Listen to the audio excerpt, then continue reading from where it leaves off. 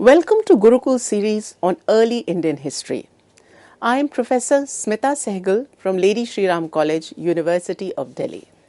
Friends, we are looking into the importance of sources and have been discussing, in particular, archaeological sources.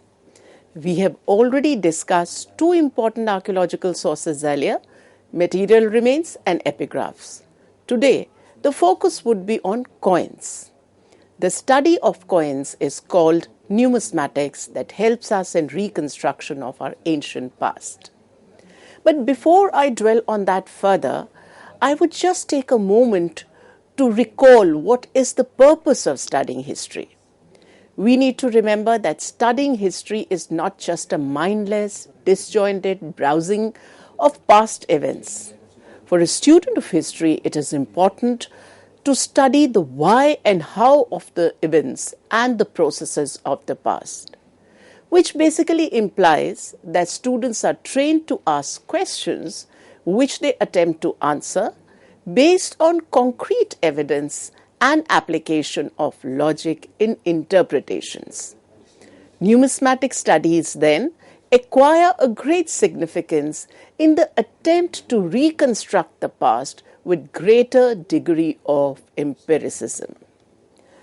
Let's come to some basic queries. For instance, what is a coin? Why should it be minted? Does minting of coins indicate a certain level of complexity in social evolution over a length of period? Does it give us an idea of various facets of historical periods? Or in other words, what is the purpose of studying numismatic history? I'll start with the first one. What is a coin? A coin is a piece of metal with a systematized shape, size, weight that bears a stamp of an authority. Transaction in coins or currency actually imply existence of an authority that gives credence to the transaction, as both the giver as well as the receiver believe in this authority. Generally speaking, the authority is that of a state. But we must also remember that the inherent quality of the coin, what I mean by inherent quality is the intrinsic value of the coin, the metal itself, is of great importance too. Now, what is that we get to know from the study of coins? As a source of history, coins are considered very reliable as these have precise information inscribed on them, and generally it is not incorrect. Coins were obviously minted for the purpose of economic transaction, and so the purpose of the coin is to give us an idea about economic history. Most of the time these are found in hoards, so we get a sense how these were transacted, how the transactions took place there. But coins are also useful for the study of political and cultural histories as well. In fact, we also get to know about the kind of languages that were used that time and what were the scripts that were known too.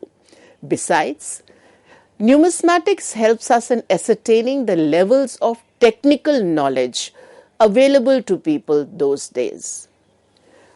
What does the study of coin include?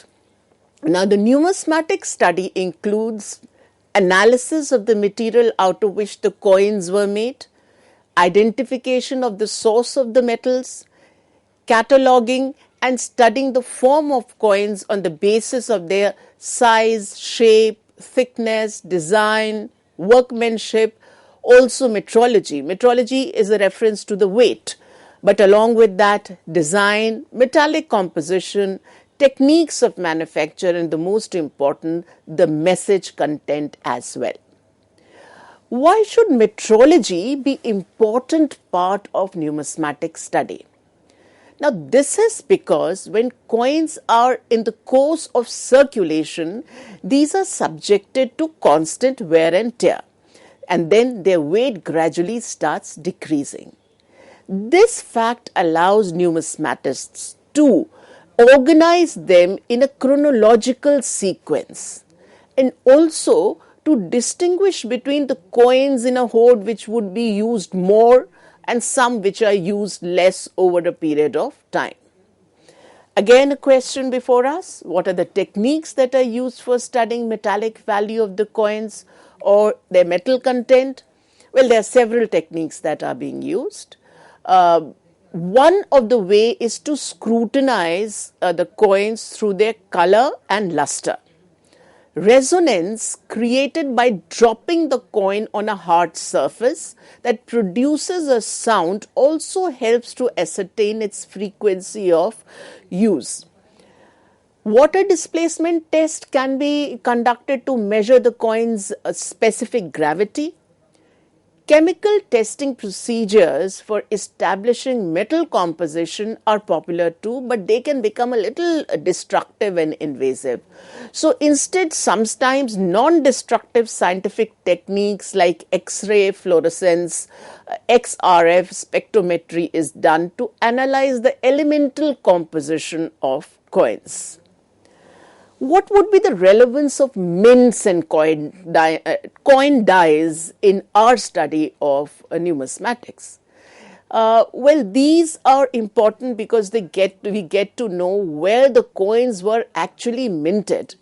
These can be identified by noting sites where large number of coin molds have been found. And friends, these can be found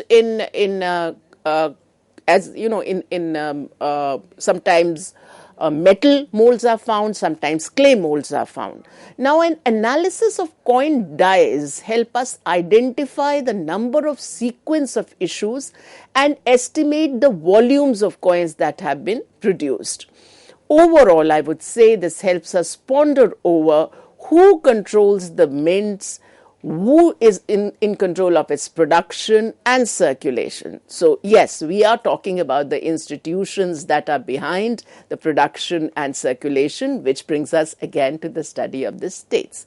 But before I do that, let us get into a detailed study of historical trajectory of coinage in early India. We go back to the prehistoric times. Prehistoric India had no evidence or need of coinage. As mentioned earlier, I just mentioned that the coins are best suited to an evolved and complex setup. The earliest Indian civilization, known civilization to us, is Harappa, and it certainly had a very large trade network. However, the usage of coin here is quite doubtful. In fact, we have received no archaeological evidence of coins from Harappan civilization. Some people say that seals could have been used for the purpose of exchange. No, friends. Seals cannot be taken as coins or medium of exchange. These are there only on the packaging, telling us where the manufacturing was done and where it is going. In all probability, the trade network during Harappan time rested on extensive barter, and we know that there was trade with Mesopotamia and with Elam and so, but it seems to be largely on a barter system where some kind of a reckoning of exchange was done. So what about Vedic societies? Well, the Vedic societies were tribal in the early stage, and later too they were not fully urbanized. But some terms that were later used as coins definitely appear in Vedic literature. For instance, Rig Veda mentions words such as Nishka or Nishka Greave, which could be understood as gold ornaments for the time, and Hiranya Pinda, which is a reference to possibly gold globules. However, these cannot be understood as coins.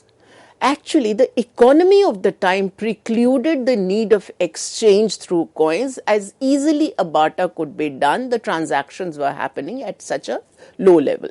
And we must remember that when we are making use of coins or talking about coins, we are talking about a degree of abstraction in the transactions taking place with which the populace is familiar. Now, in the later Vedic texts, we do come across terms like Nishka, Suvarna, Shataman, Pada, and these might imply metal pieces of definite weight, but do not appear as full-fledged coins, at least at this point in time. So, when do we get earliest literary and archaeological references of coinage? Certainly not before the 6th, 5th centuries BCE, in the context of emergence of states, urbanization, and expanding trade network. Buddhist texts and Panini's Ashtadhyayi refer to coins such as Kahpana, Kashpana, Nikha, Nishka, Shatman, Suvarna, Suvarna, and so on.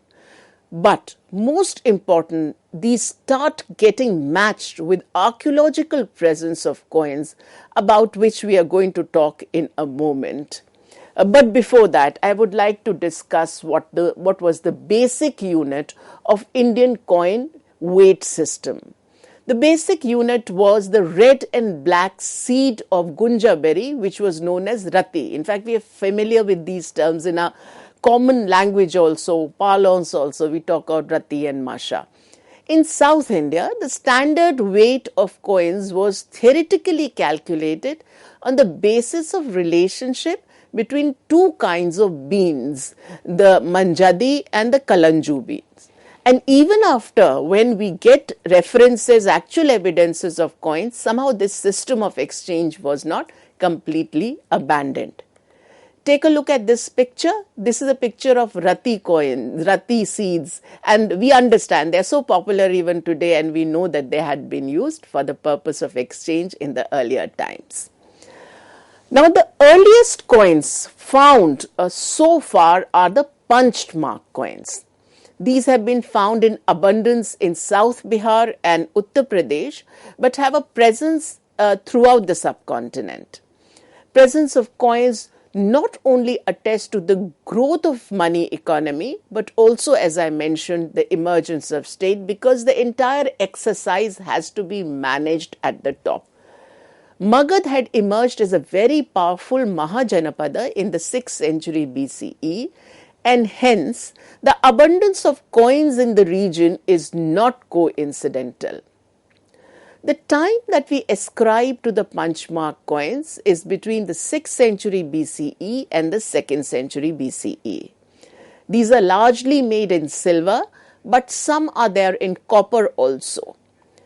The term used by Panini in Ashtadhyayi for this was Rupahat, or the ones made by striking punches on silver and copper surfaces. They are usually rectangular in size, but sometimes we come across Punchmark coins that appear to be square or round.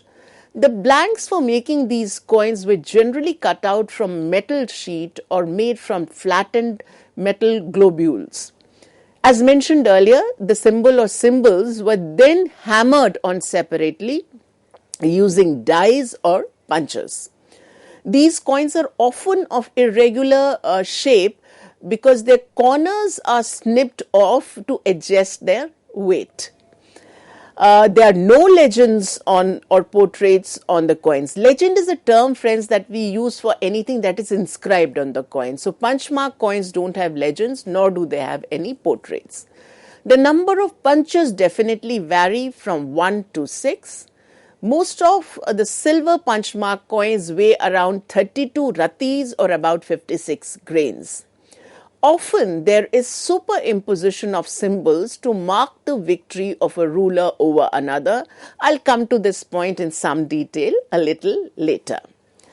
By and large, 4 types of Punchmark coins have been found, this is classified on the basis of their weight, the number and the nature of punchmarks, as well as the area of their circulation. The first is called the Takshila Gandhar series of the Northwest type, which is heavyweights in its standard and generally uses a single punch. We also find them as bent bars.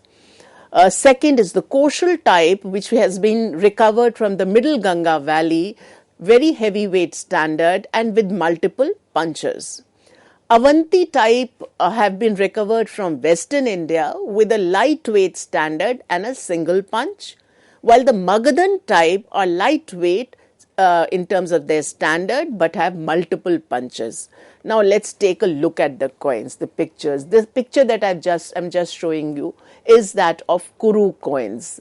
This is the Gandhar Janpad Punchmark coins, which I just mentioned about, which are like the bent marks, and generally a single punch is used there. This is Avanti coin. If you look at it very carefully, you get the taurine symbol. You can see that, which is evident in the picture. The Koshal coins is almost like a hoard. These are heavy coins generally, and they have multiple punches on them.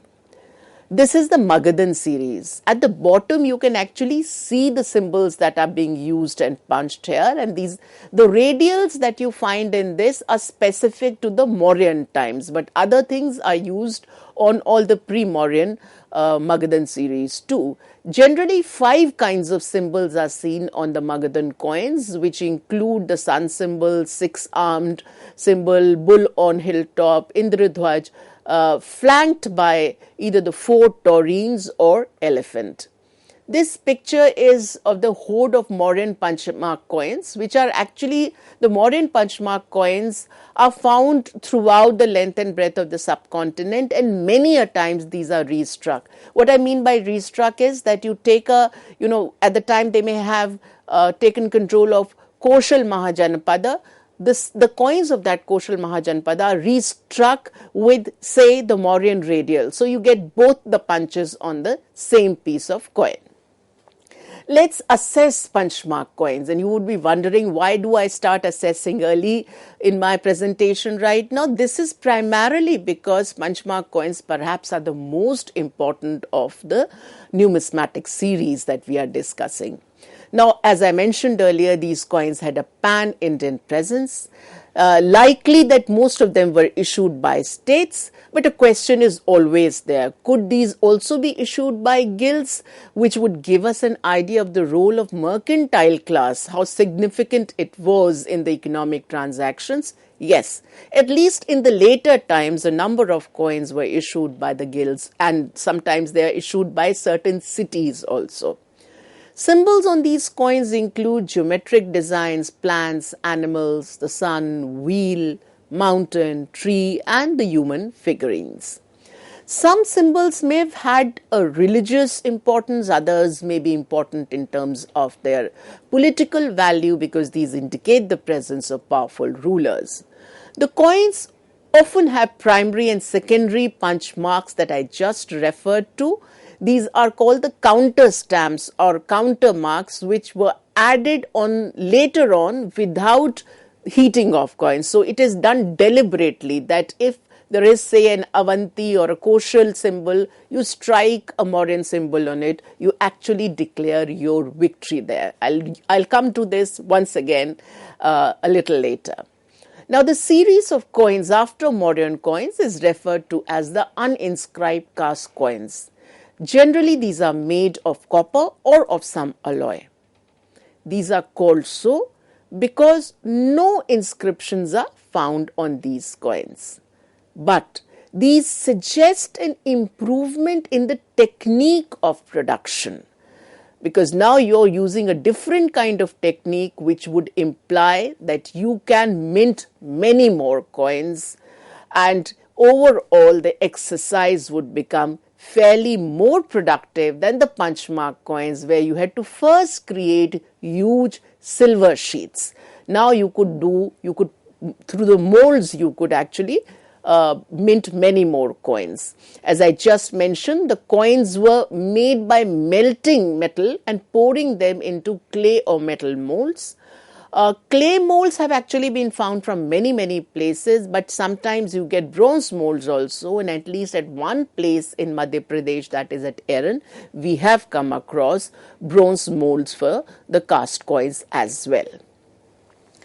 They are called uninscribed copper coins, which means that there is hardly anything written on them, as I mentioned, but they are found all throughout in the subcontinent except the far south.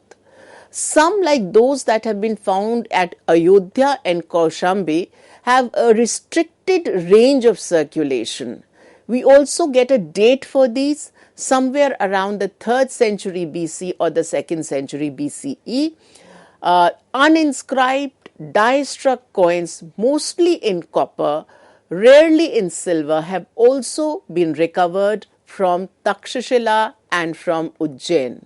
Look at this picture. This is the picture of an uninscribed die-struck cast copper coin that was recovered from Gandhar. Gandhar would be the northwestern part of the Indian subcontinent.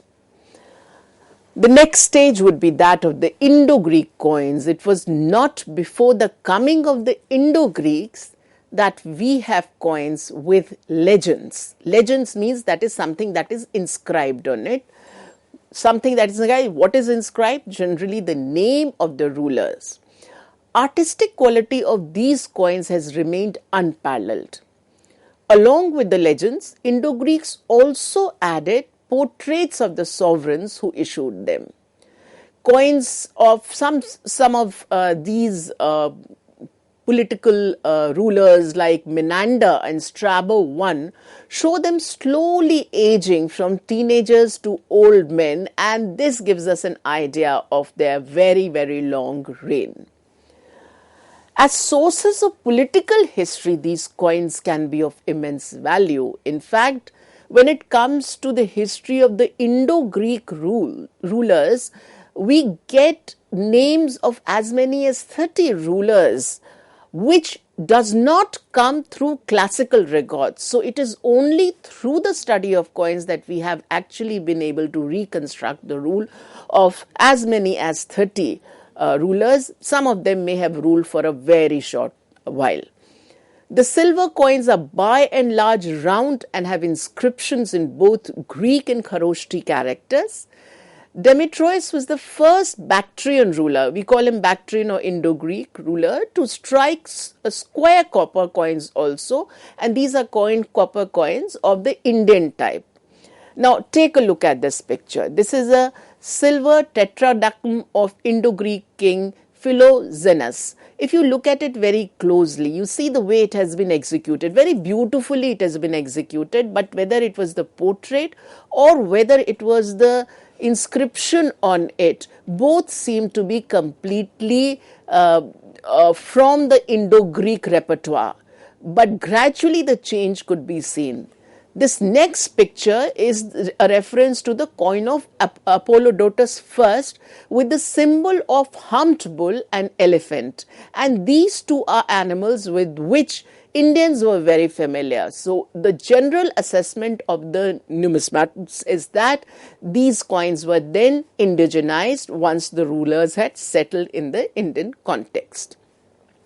Now, after the Indo-Greeks, of course, you have the Shakas and Parthians and others also, but amongst the successors of Indo-Greeks during the post-Mauryan time, Kushanas minted a lot of coins. In fact, the history of Kushan period would be much poorer if the coins were removed from their sources.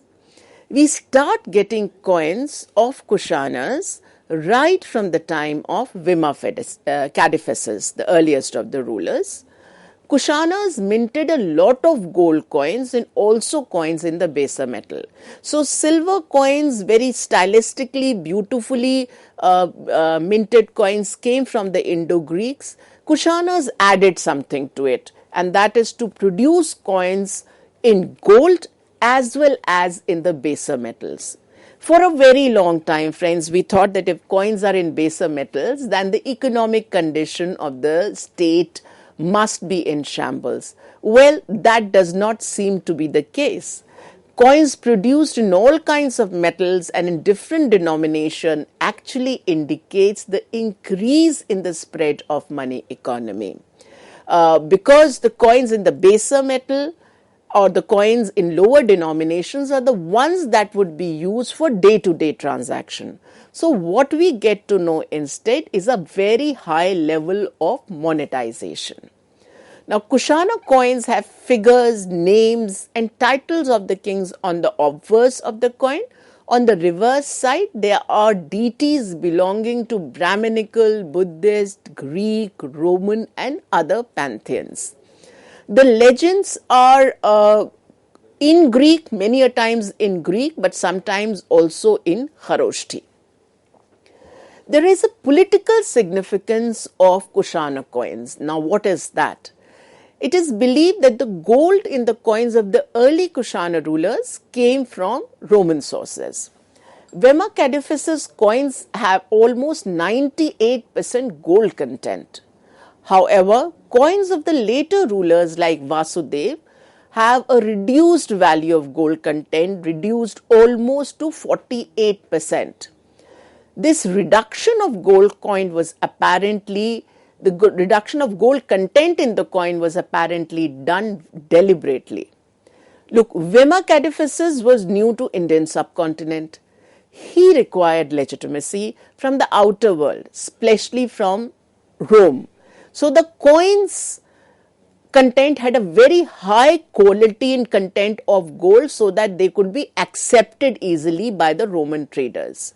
By the time of Vasudeva, who was very well settled in the Indian subcontinent, Kushanas were very confident of their political lineage in the country. So now they could afford to reduce the content of gold in the coin and still expect to be legitimized by the populace. There are some cultural aspects also that you can understand from the study of Kushana coins. We get an idea of, say, their religious policy. For instance, we know that Kanishka was a known Mahayanist Buddhist, but he also extended a policy of toleration for other religious sects. We do get depiction of Shiva, that is Osho, he's called Osho, Uma and a bull, which gives us an idea of the spread of Shaivism. Some coins have depiction of fire god Atasho also. Just take a look at the Kushana coins of Vema. This is the Kushana gold coin of Vasudev the First. So friends, so far what we have covered is the beginning of the coin history in the Indian context. Along with that, studying the importance of coins and numismatics in understanding of not just economic scenario in the past, but also political and as well as cultural histories of the time. Thank you.